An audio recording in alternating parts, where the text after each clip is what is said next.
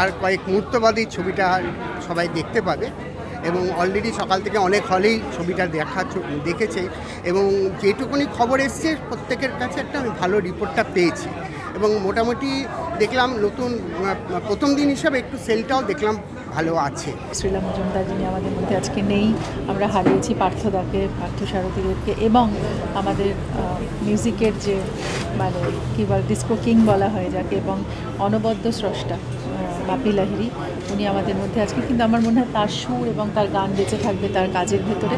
এবং এই ছবিটি বাপিদার লাস্ট কাজ বাংলা সিনেমার, তো সেই জন্য এই ছবিটা এমনিতেও আমার জন্য খুব স্পেশাল এবং আমাদের প্রযোজিকাও মহিলা রঞ্জনা গাঙ্গুলি, উনি খুব চেষ্টা করেছেন এই ছবিটা বানাতে।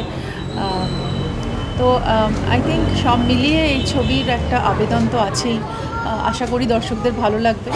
এই ছবি আমার কাছে অনেক বড় একটা পাওয়া। এই ছবির চরিত্র, এই ছবিতে যতটা একটা কঠিন একটা ক্যারেক্টার আমি প্লে করেছি, আমার কাছে সেটা খুব চ্যালেঞ্জিং ছিল। তার জন্য আমি ধন্যবাদ জানাবো ফাল্গুনী আঙ্কেলকে, রঞ্জনা আন্টিকে, ঋতুদিকে, সবাইকে, মানে আমার বাপ্পাদা, আমার ডিরেক্টরকে, যে আমার উপর ভরসা করেছে যে রজনী চরিত্রটা আমি হয়তো ফুটিয়ে তুলতে পারবো।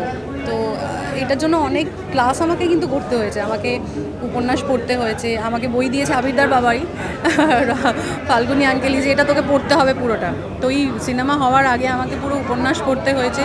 তারপর যেহেতু আমার চরিত্রটা একজন অন্ধ ক্যারেক্টার, একজন অন্ধ, তো সেটার জন্য আমাকে বেশ কিছু স্কুলে আমি ঘুরে দেখেছিলাম যে ছেলেমেয়েরা কীভাবে, তাদের অ্যাক্টিভিটিস কীরকম, তারা কীভাবে হাঁটে, কীভাবে কথা বলে। তো সবটা মিলিয়ে আর সবার এত সহযোগিতা পেয়েছি আমি, আমার কাছে ওই কঠিন কাজটা শুটিং হওয়ার সময় খুব সহজ হয়ে গেছিলো। যদি গ্রহণ করে, that will B A real game changer. কারণ বাংলা সাহিত্যের অফুরন্ত ভাণ্ডার, এখান থেকে নিয়ে বোম্বেও কত ছবি করেছে, আমরা সেগুলো ভুলে গিয়ে প্রডিউসার গল্প লিখলেন, সেটা দিয়ে ছবি তৈরি করবেন, এরকম হচ্ছে। ফলে তো আমরা ওইগুলো থেকে বঞ্চিত থাকছি দর্শক হিসাবে। যদি দেখে সেটা খুব ভালো ব্যাপার হবে। একটা কারণে গুরুত্বপূর্ণ ছবি, তার কারণ হচ্ছে যে বাপিদার এটা বাংলায় শেষ ছবি, বাপি লাহিড়ী।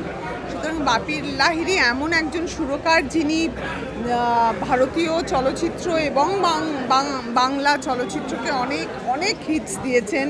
সুতরাং বাপিদার গান আছে, বাপিদার পুরো পরিবারের সঙ্গে আমার দেখা হয়েছিল, কথা হয়েছে এই ছবিটা নিয়ে, ওদেরও অনেক নস্টালজিয়া আছে। ঋতুপর্ণা এই ছবিতে অভিনয় করেছে। ঋতুপর্ণা আমার দীর্ঘদিনের ভীষণ, মানে এখন বন্ধু বললে বলার থেকে বলা উচিত, ও আমার পরিবার প্রথম দিন থেকে, ওর একটা ভীষণ কাছের মানুষ। আমার কাছে কিছু খবর এলো যে মানে যে কটা হলে চলছে ভালোই সেল আছে এবং ভালো হচ্ছে। আমিও চাইছি যাতে ভালো হোক, কেন এটা আমার বই একা নয়, আমাদের বই। আমার এটুকুই বলার যে মানে বঙ্কিমচন্দ্র তার কন্টেন্ট নিয়ে তো আর কিছু বলার নেই, ওটাই চাই যেন মানুষ দেখে। মানুষ যদি দেখে আমাদের যা অবস্থা হচ্ছে, নিশ্চয়ই সেটা ওই যে বলে না সবাই বাংলা ছবির পাশে দাঁড়ান, তাহলে বাংলা ছবির পাশে দাঁড়ানো হবে, এই আর কি। জানি না বাকিটা, এখন তো খুব এক্সাইটেড ওই ছবিটা দেখার পর। আপনাদেরও রিকোয়েস্ট করবো আপনারা সবাই দেখুন ছবিটা, খুব ভালো লাগবে।